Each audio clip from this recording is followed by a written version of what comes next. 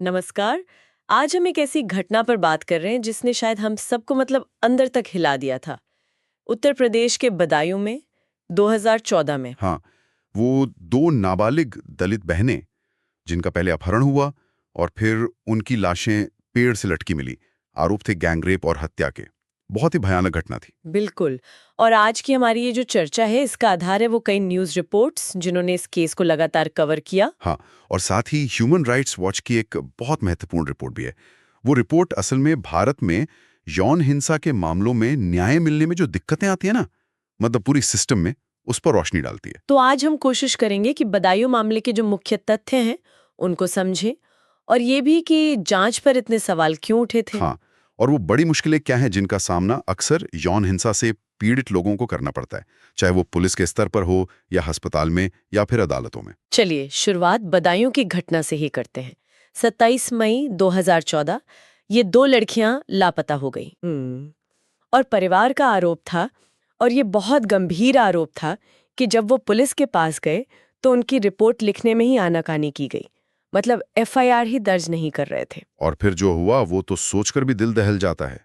अगले ही दिन 28 मई को उन लड़कियों के शव मिले, गांव के पास एक आम के पेड़ से लटके हुए। हाँ, इसके बाद तो जाहिर है गांव में गुस्सा भड़क गया। लोगों ने बहुत प्रदर्शन किया, पुलिस पर सीधी मिलीभगत और लापरवाही के आरोप लगाए। फिर पोस्टमार्टम रिपोर्ट आई, शुरुआती रिपोर्ट, उसमें बलात्कार की पुष्टि हुई। जी।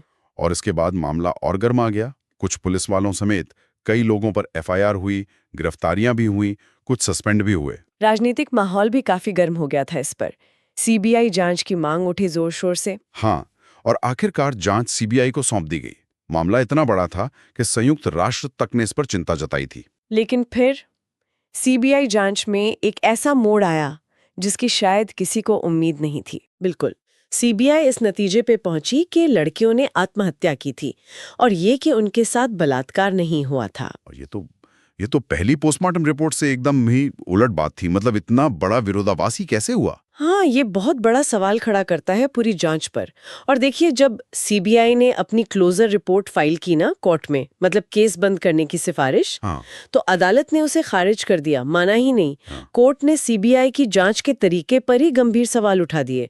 कहा कि फोरेंसिक सबूतों की कमी है। और सिर्फ इतना ही नहीं, कोर्ट ने उस मुख्य आरोपी पप्पू यादव को भी तलब कर लिया। जी, जिसे सीबीआई ने अपनी रिपोर्ट में क्लीन चिट दे दी थी। इससे तो पूरी जांच प्रक्रिया ही, आप कह सकती हैं, शक के घेरे में आ गई। सही बात है।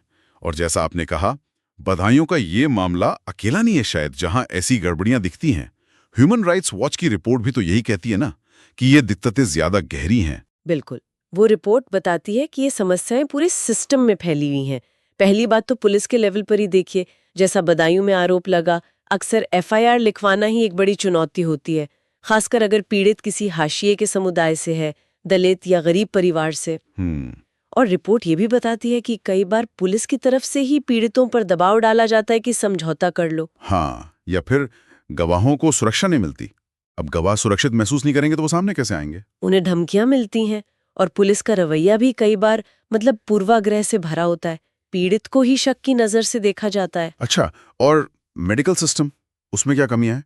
2014 में कुछ गाइडलाइंस भी तो आई थी। हाँ, राष्ट्रीय गाइडलाइंस बनी थी यौन हिंसा पीड़ितों की जांच के लिए, लेकिन एचआरडब्ल्यू रिपोर्ट के मुताबिक उनका पालन ठीक से नहीं हो रहा।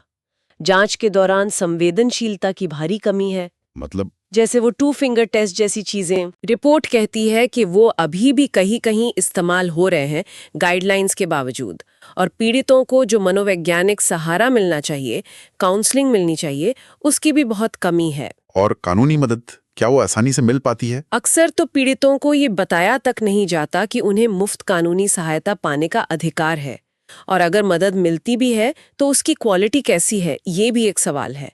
वो हमेशा पर्याप्त नहीं होती। और फिर केस लंबा खिंचता है। हाँ, अदालती प्रक्रिया में देरी, वो तो पीड़ितों का हौसला ही तोड़ देती है। इन सब व्यवस्थागत दिक्कतों के अलावा एक सामाजिक दबाव भी तो होता है ना? समाज का रवैया कैसा रहता है? वो एक बहुत बड़ा फैक्टर है।